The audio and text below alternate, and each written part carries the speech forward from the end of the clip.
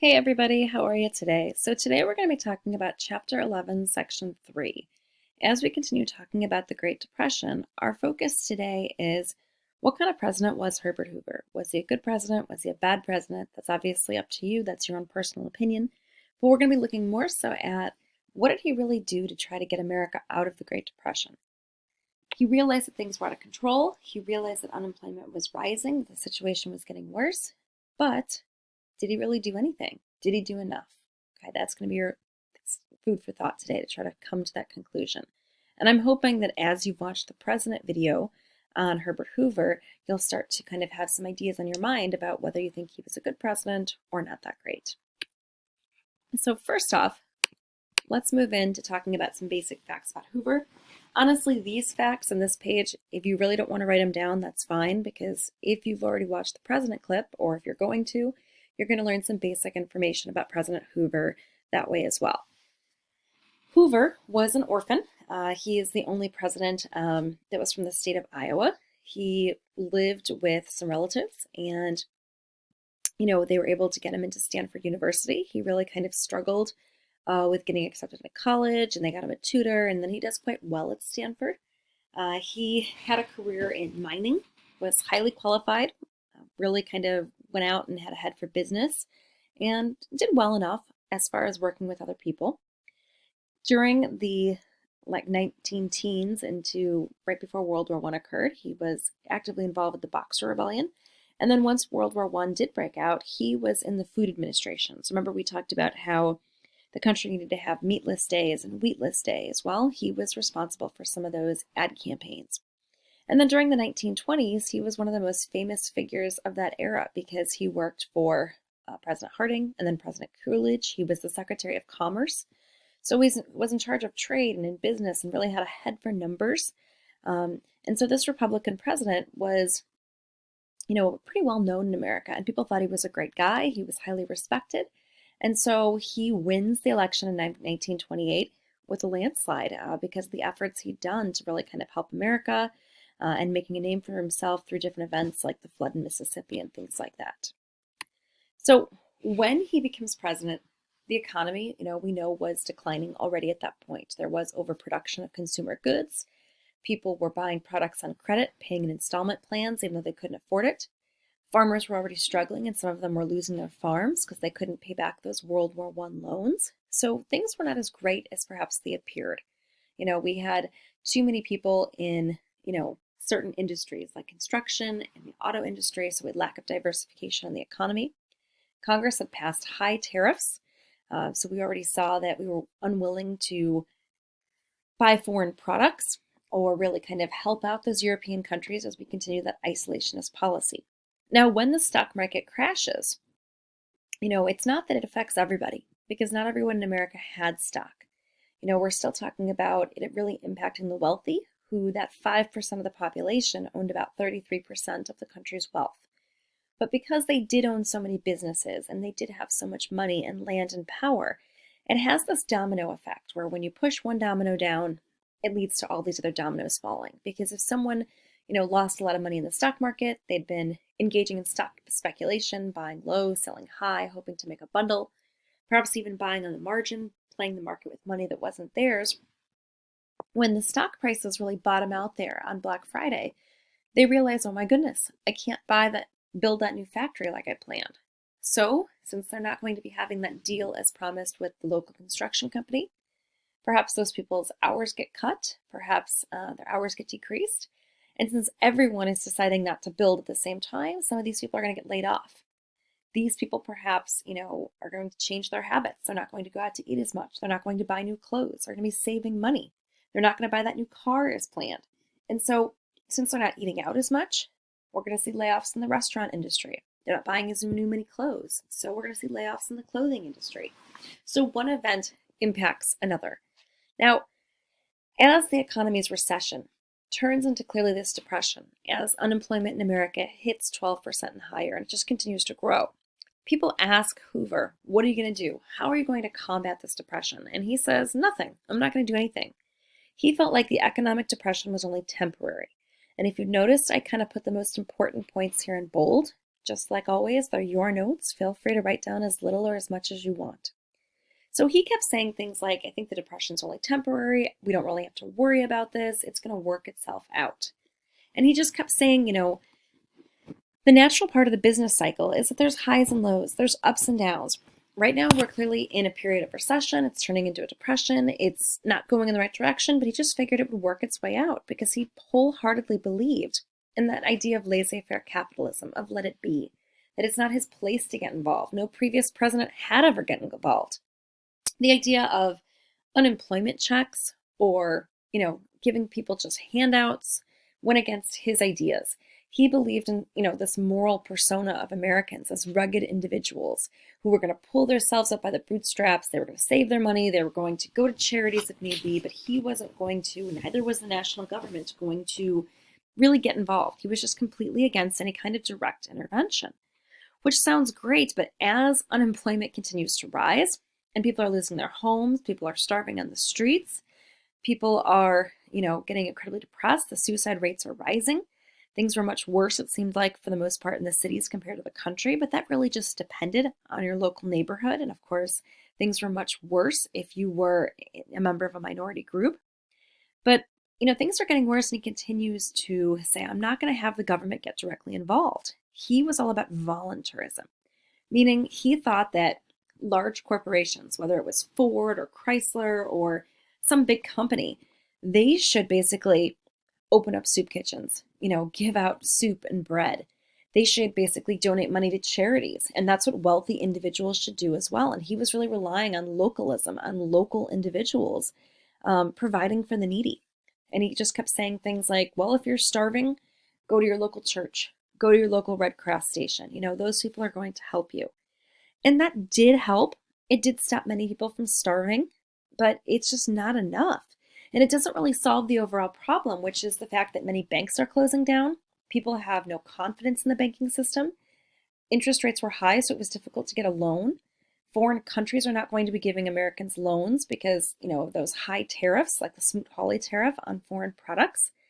And people were not willing to really spend any money or put any cash back into circulation or go deposit money into a bank. Banks weren't able to really give out kind of any money because nobody was really depositing anything. And, it is a system of checks and balances here, so to speak, where one person's depositing and another person's withdrawing. And so everybody just feels like it's the end of the world. And so since nobody is spending money, it really kind of helps the depression to spiral out of control, because if no one's going to buy new furniture or new clothes or go out to eat, it really continues to hurt those industries. And he wasn't really doing anything to instill any confidence in the economy. Now, it's not to say that he didn't do anything. In between his games of Hoover ball, that he made up this sport to stay in shape, and then he was playing, and between his fishing trips, he was quite the workaholic. And so he came up with 4 programs to help combat the depression. We've got the RFC, not KFC, but I do like KFC fried chicken. We've got the Reconstruction Finance Corporation, the Federal Farm Board, Public Works Programs, and POOR. Okay. The biggest drawback between these 4 programs is that there's just not enough. They don't do enough to get more Americans back to work. And so here's just a picture. You can see him kind of at a state function, looking kind of grim, because he was, honestly, people were very angry and they were blaming him for their troubles and suffering. And he knew that he needed to change that situation if he ever wanted to get elected. He came in, with so many Republican supporters nationwide, but he is going to really get kicked out, so to speak. It's not like he will get impeached, but, there's no way that he would ever get reelected again. Americans just overwhelmingly hate him and switch to the Democratic Party. So he eventually stopped listening to his Secretary of the Treasury. So his head of our economic policy at that point in time was Andrew Mellon. And Andrew Mellon was incredibly smart, but he was also incredibly wealthy. He was one of the richest men in the world. He could not relate to the average American and to their struggles. And he had lost money himself in the stock market crash, but the man still had millions of dollars, if not billions of dollars. And so in today's world, it'd be like if we took, money, financial advice from someone like Jeff Bezos, who's head of Amazon. They just can't relate to the average American who's living paycheck to paycheck. So he does stop listening to Mellon, who tells him not to do anything, and he does get involved. he starts creating public works programs where he says, okay, public works are things like building roads, bridges, dams, levees, kind of government structures, bridges. And he says, let's start building some of these projects across the country, and they will get construction workers and perhaps other people who could go into construction or administration, related industries, get them jobs again. The Hoover Dam out in Nevada is created, during this project. It's a wonderful project because obviously it creates, hydroelectric power for those people in Nevada, as many Americans are still without electricity at this point, and it does create many jobs.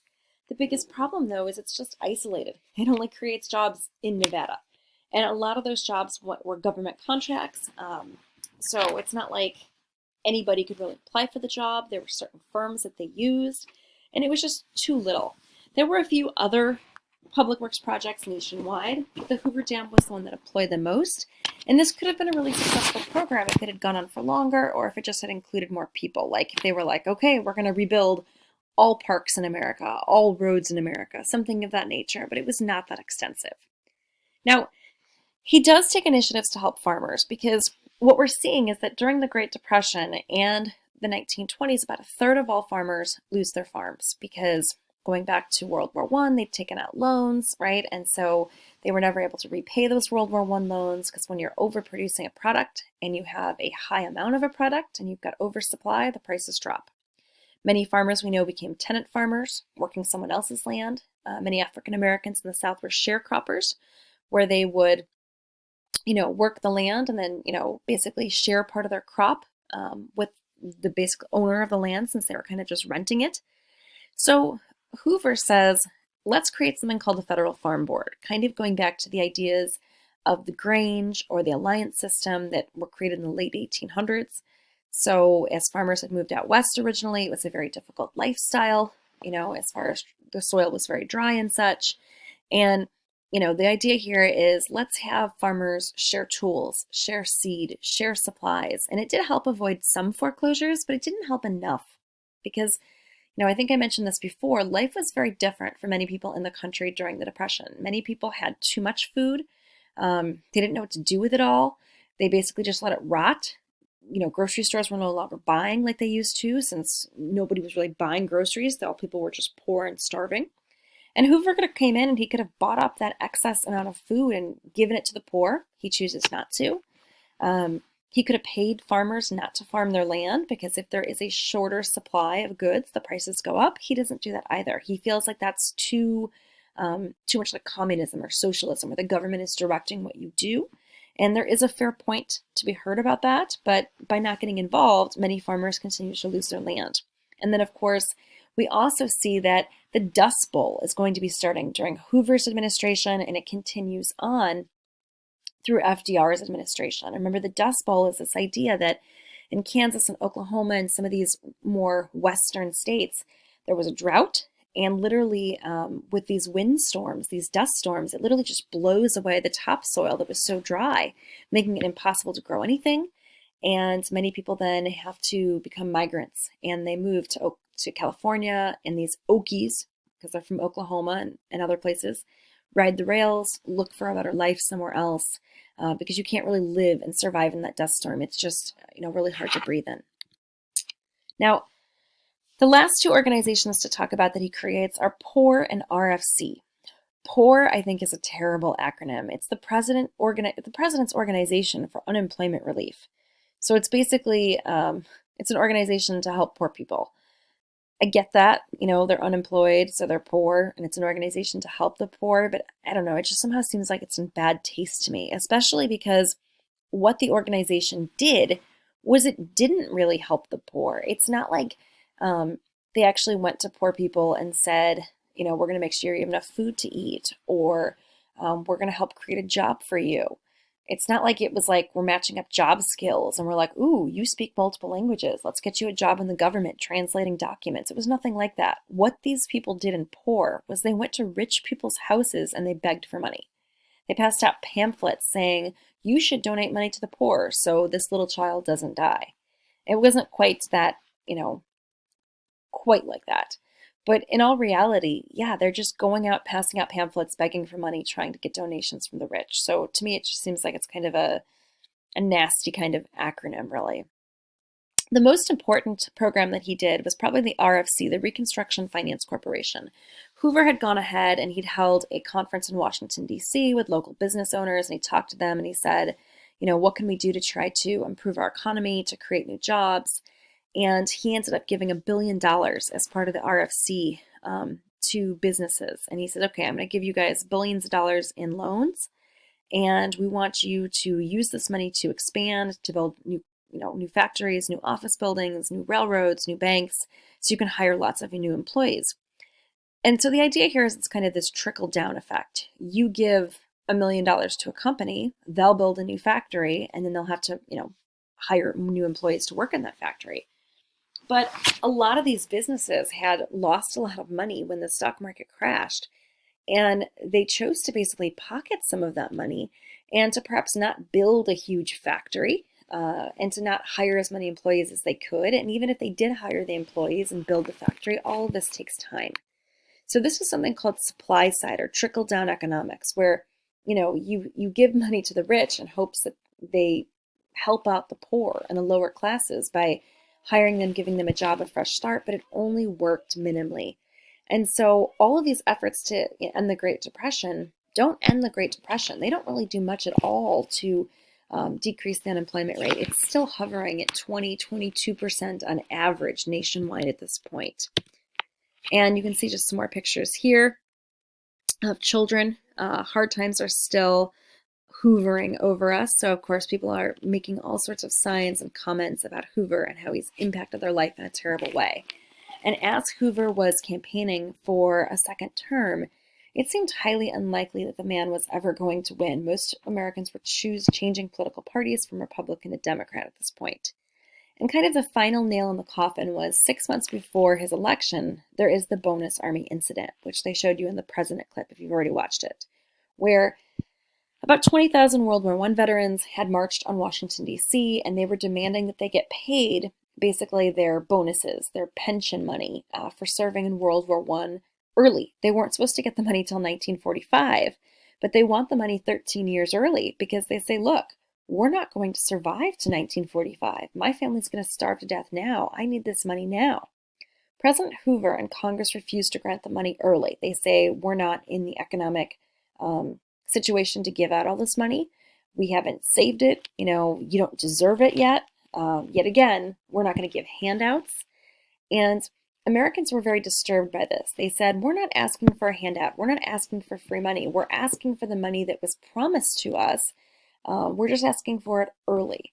And, many Americans made the retort of, well, if you want to talk about fairness, we entrusted our money into your banks and you let them go under and basically steal our thousands of dollars, which in all purposes is theft. And, Congress, of course, was like, well, you made the stupid choice of putting the money in those banks, but in all reality, they should have been regulated. So people are protesting on the White House lawns. They have basically their own little Hoovervilles they've created, this little encampment. And President Hoover says this looks bad for my reelection campaign. So he sends in General Douglas MacArthur, General Dwight D. Eisenhower, and General George S. Patton to disband the veterans.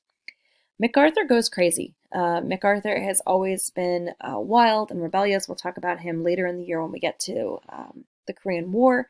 And he does not just attack and disband the people. He burns down some of the tents. An individual ends up dying. Some people get injured. And Hoover takes the blame. He does not blame it on MacArthur, which is very admirable. And it shows he's a great man. He's refusing to pass the buck. So as you're kind of coming to a close and thinking about, is he a good guy? Is he not? Clearly, there's evidence he's an honorable man. But he still does not change his mind. He refuses to give those World War I veterans their money early. Those people continue to struggle and to starve. And naturally, he is not reelected. So did he do everything that he could have to perhaps end the Great Depression? I personally don't think he did enough. But that'll be up to you to kind of come to a conclusion about. But that's it for this week's notes. As we wrap up Chapter 11, Section 3, and then next week we'll be taking a quiz over Chapter 11. For this week's assignments, don't forget you've got the extra credit due, you're doing the review of the causes of the Great Depression soapstone analysis, and you've also got the bookwork for Chapter 11. That's it for now, guys. Have a great day. Later.